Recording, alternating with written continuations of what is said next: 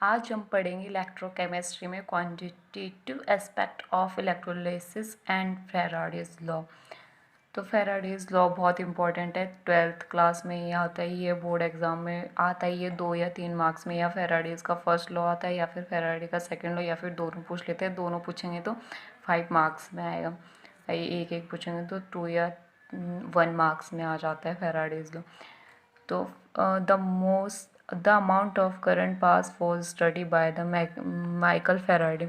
Current pass करने की study किसने की थी? माइकल फेराडे ने की थी 1833 में माइकल ने करंट पास करने की स्टडी की थी।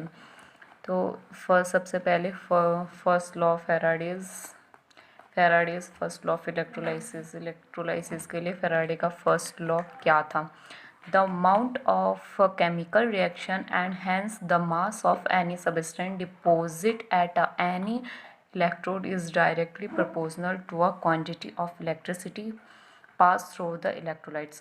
तो जो केमिकल रिएक्शन की अमाउंट होती है, मतलब मास ऑफ एनी सब्सटेंस, किसी सब्सटेंस का मास जो डिपॉजिट किया है हमने इलेक्ट्रोड पे, वो क्या होगा? डायरेक्टली प्रोपोर्शनल होगा टू क्वांटिटी ऑफ इलेक्ट्रिसिटी के डायरेक्टली प्रोपोर्शनल होगा। जो किससे पास की है हम इलेक्ट्रिसिटी, इलेक्ट्रोलाइट से पास की हुई इलेक्ट्रिसिटी है, वो किसके डायरेक्टली प्रोपोर्शनल होगा? मास ऑफ एनी सब्सटेंस। जो मास है किसी भी सब्सटेंस का डिपॉजिट हो रहा है इलेक्ट्रोड में, उसके प्रोपोर्शनल होता है।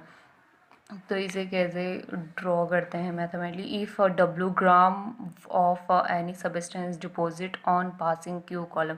अगर डब्ल्यू ग्राम क्या है? Mass of any substance of the substance gram में is deposit on a passing Q column of, और क्यू कॉलम क्या है? जो इलेक्ट्रिसिटी पास हो रही है जो इलेक्ट्रिसिटी पास कर रहे हैं वो क्या है? क्यू। तो इसे कैसे लिखेंगे? W proportional to Q.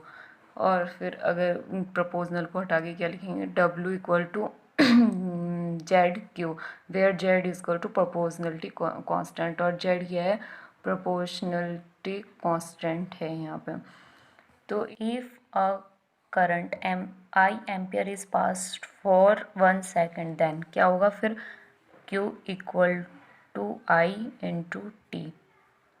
मतलब जो हमने करंट पास किया है 1 सेकेंड में, वो Q इक्वल टू होगा, Q इक्वल होगा, so that W equal to Z into Q equal to Z into I into T.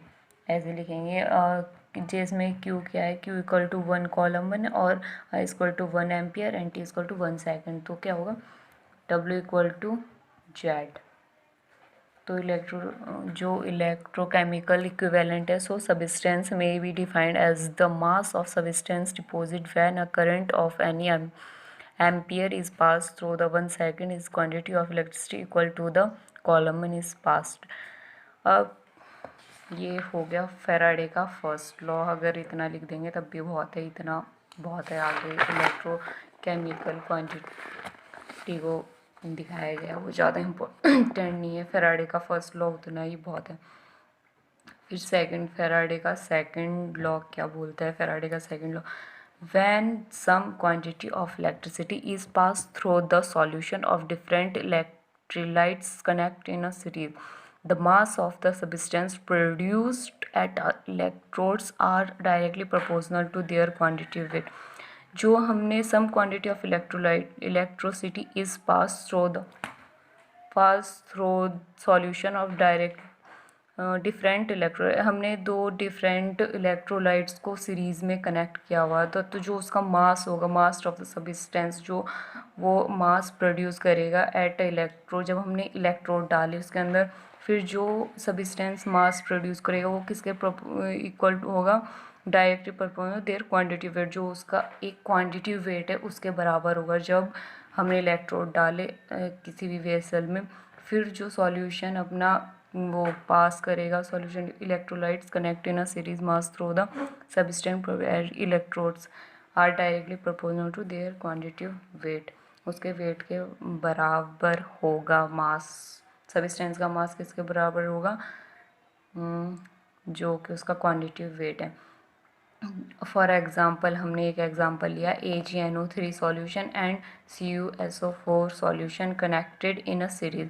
ये हमने सीरीज़ में कनेक्ट कर रखे Ag और AgNO3 और CuSO4 सॉल्यूशन को सीरीज़ में कनेक्ट करा हुआ। If the same quantity of electricity pass, अगर इन दोनों में हम सेम क्वांटिटी की इलेक्ट्रिसिटी पास करेंगे तो क्या होगा, जो इलेक्ट्रोड होगा वो डायरेक्टली जो इलेक्ट्रोड में electrodes are directly proportional to there equivalent weight, जो वो इलेक्ट्रोड प्रोड्यूस कर रहा है वो डायरेक्टली प्रोपोर्शनल टू होगा इक्विवेलेंट वेट के। जैसे mass of the age deposit, जो मास हमने एज का डिपॉजिट किया था upon mass of the CU deposit equal to equivalent weight of as and equivalent weight of CU, उसके बराबर इक्विवेलेंट वेट के बराबर होगा। जो मास डिपॉजिट किया करेंगे जब हम इलेक्ट्रोड को डालेंगे वो किसके बराबर होगा, इक्विवेलेंट वेट के बराबर होगा। बस इतना, ये सेकंड लॉ में कि इक्विवेलेंट वेट के बराबर होगा जब मास प्रोड्यूस करेंगे इलेक्ट्रोड डालने पर।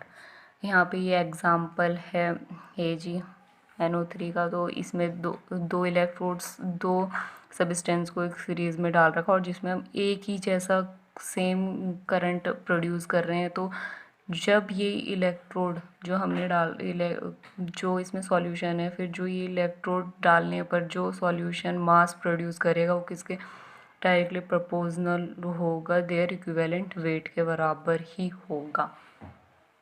Thank you.